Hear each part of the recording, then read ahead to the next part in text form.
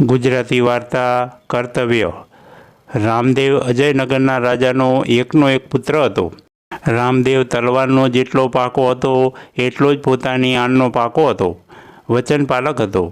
રાજા રામદેવના લગ્ન કરવા ચાહતા હતા, પરંતુ રામદેવ પાડોશી રાજાની પુત્રી સુનયનાને પસંદ કરતો હતો. પિતાને જ્યારે આ વાતની જાણ થઈ ત્યારે તેમણે કહ્યું, રામદેવ, સુનયનાનો પિતા બળદમન આપણો દુશ્મન છે. તે કદી તેની પુત્રીના લગ્ન તારી સાથે કરશે નહીં. ક્યાંક એવું ના બને કે લગ્નની વાતના કારણે આપણી વચ્ચે યુદ્ધ ન થઈ જાય.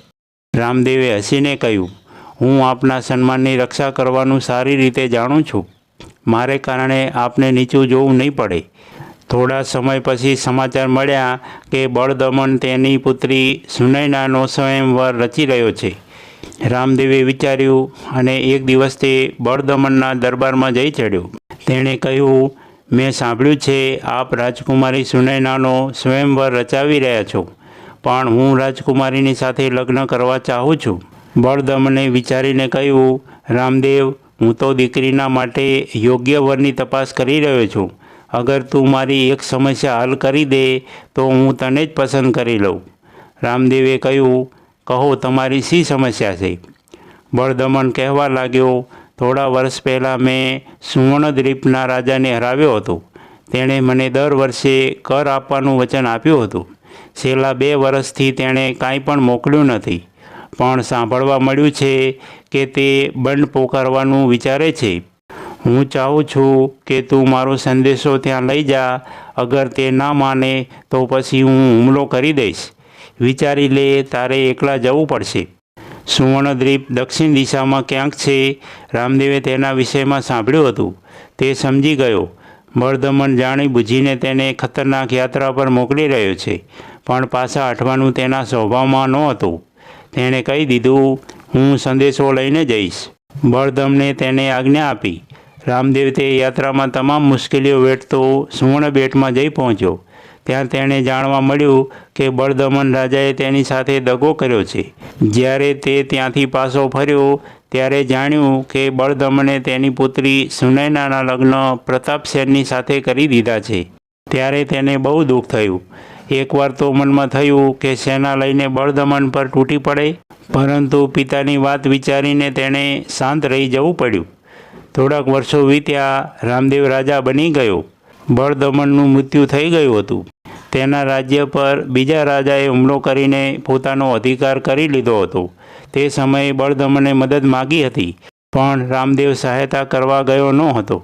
થોડા સમય બાદ સમાચાર મળ્યા કે શત્રુએ પ્રતાપગઢ પર હુમલો કરી દીધો છે. ભયંકર યુદ્ધ થઈ રહ્યું છે. હવે રામદેવ શાંત ન રહી શક્યો. તેણે પોતાની સેના તૈયાર કરી અને પ્રતાપગઢની તરફ કૂચ કરી દીધી.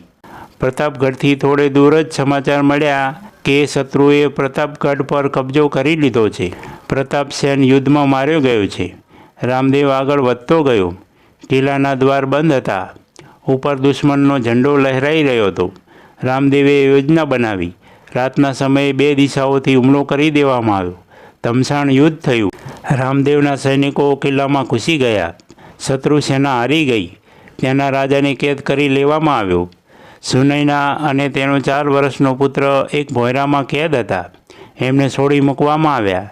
રામદેવને પોતાની સામે જોઈને સુનયનાની આંખો ઝૂકી ગઈ. તે જાણતી હતી કે પિતા બળદમને રામદેવની સાથે કેવી રીતે અન્યાય કર્યો હતો. બીજે દિવસે સવારમાં ખાસ દરબાર ભરાયો.